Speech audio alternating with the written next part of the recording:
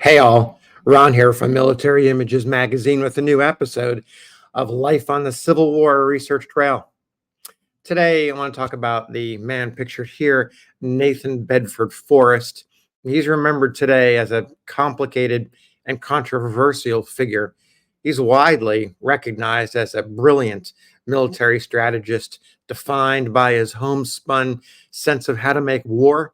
His reputation, however, suffered damage following the slaughter of Black Union soldiers after their surrender and the surrender of the federal garrison of Fort Pillow in April 1864.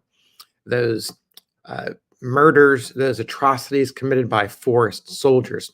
Though Forrest claimed he did not give orders that led to their deaths, many historians believe he bore responsibility for the actions of his men. After the war, Forrest's involvement in the Ku Klux Klan, though his exact role is uncertain, further tarnished his record. But before all the controversy, at the height of his powers, he became known by the nom de guerre, the Wizard of the Saddle. The earliest reference I've been able to find dates to March 1st, 1860, before Fort Pillow. The reference comes in a news brief in a Georgia newspaper, the Macon Telegraph. The brief is copied from another Georgia newspaper, the Atlanta Southern Confederacy. Published from 1859 to 1865, its name tells you where the editorial staff stood on the issues of the day. I want to read this brief to you now so that you can better appreciate how Forrest was idolized by Southern citizens to the point that he seemed invincible. It also reveals the writer's attitude towards race. So here we go. It's titled The Wizard of the Saddle. And it goes like this. Forrest's work in Mississippi is, as usual, well done. Does he ever fail? And wherefore? Because he's a man of genius. If there be one commander in the South who is representative, who knows nothing but the cause of his race and nation, who hates the enemy with a holy hate, who pursues them with the rapacity of a wolf, and loves nothing about them but their blood, who never wearies, who never falters, who fights on his own hook and wins battles where other men would lose them, it is Bedford Forrest. Long may he live. He is worth his weight in gold. So there's that first brief, March of 1864. Following Fort Pillow, newspaper briefs in Southern newspapers continued to suggest that the incident had no impact on Confederate citizens and how they felt about Forrest. Here's another reference to the Wizard of the Saddle reported in a Mississippi newspaper in May of 1864. It mentions Union Cavalry General Benjamin Grierson, who had been active in various raids and other incursions into the state. So here's that brief. It says, General Forrest, the Wizard of the Saddle, was here on Sunday afternoon. At the depot, he was met by quite a bevy of ladies who thanked him in behalf of Mississippi for beating back the legions of Grierson. General Forrest told them he had only performed the part of a true soldier and was not deserving of special praise. The ladies hoped he would remain in Mississippi and save her from further devastation. General Forrest told them he had 2,000 men up yonder who would take care of North Mississippi for the present, at least. So there's that reference to the Wizard of the Saddle.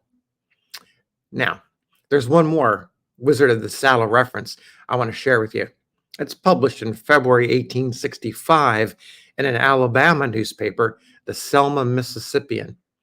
This piece speaks to the hope that Forrest would save the western section of the now broken Confederate nation. And it reads, General Forrest, that's the title, says, as a large number of our readers would like to know the whereabouts of the Wizard of the Saddle, we suggest to them to be quiet for a few days only, and he will bring rejoicing to every true Southern beating heart as he is now getting ready for the move. And when he does move, he will make the howl of his roaring herd among the Negroes and the Yankees in the West. So there's that piece. You may be left like I was, wondering about Forrest's charismatic personality.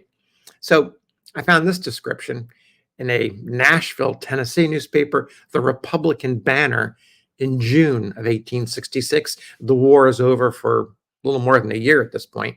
It's an unnamed writer who knew Forrest. In this account, you'll hear mentions of a British philosopher in the 16th and 17th centuries, Francis Bacon.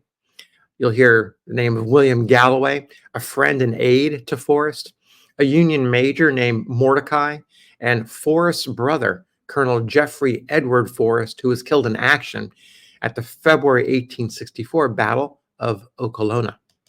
So here's the passage from this larger article that speaks to Forrest the person. In fact, it's titled Forrest in His Own Person. So here we go. When I came to be familiar with the personal characteristics of Forrest, I ceased to wonder at his success. I found him to be the very embodiment of Bacon's ideal of an active man. All of his native faculties were thoroughly developed. His mind, like his body, was strong and active. His sight and hearing were acute, and his mental perceptions partook of the same quality. Precision in the camp and in council, not less than decision on the field, was one of his most striking traits. And although his education had been wholly neglected, he has made me write the same letter or order 3 times over. And I am bound to say that I think the last copy was, invariably, an improvement on the first. Colonel Galloway, an excellent judge who spent the last 2 years of the war as a confidential aide, has remarked to me his fastidiousness in this respect and could doubtless relate many amusing anecdotes of the peculiarity. "You write very well," said Forrest one day, tossing back a communication with no effort to conceal his contempt. "But you don't seem to see what I'm driving at. I want you to recollect that it ain't your letter, but my letter. All I ask of you is to see that the spelling and grammar are right. I'll furnish the words and the ideas." He, Forrest, was very rough and very kind-hearted.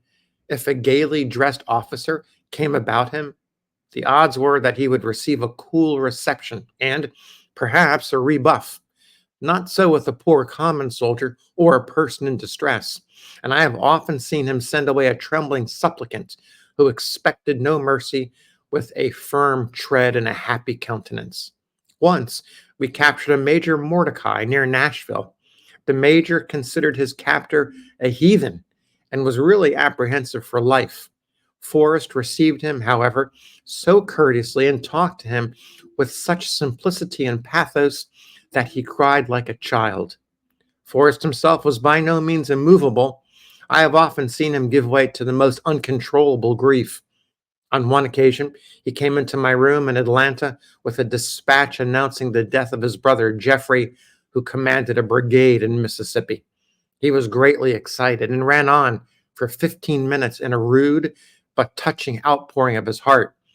He spoke of his misfortunes, declared that this was the sorest of them all, told how he had tried to educate Jeffrey so that he might have had to contend against the obstacles which had beset his other brothers, dwelt upon the promise which his young life had revealed, and finally broke down entirely, whilst the tears streamed over his face. The information contained in the dispatch proved to be incorrect.